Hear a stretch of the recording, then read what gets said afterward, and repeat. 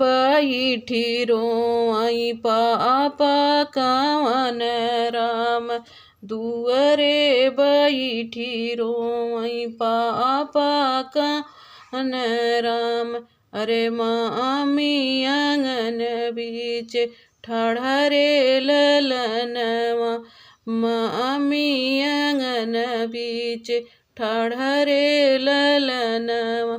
डोलिया पकड़ के रोई भाई या वीरनवा हो डोली पकड़ के रोई भाई या वीरनवा।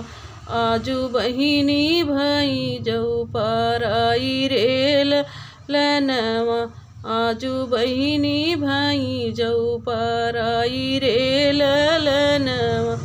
आंगने बैठी रोई चाचा कवन डेवढ़ी पे ठड़ी रोई चाची कवन आजू बेटी भैली पराई रे ललन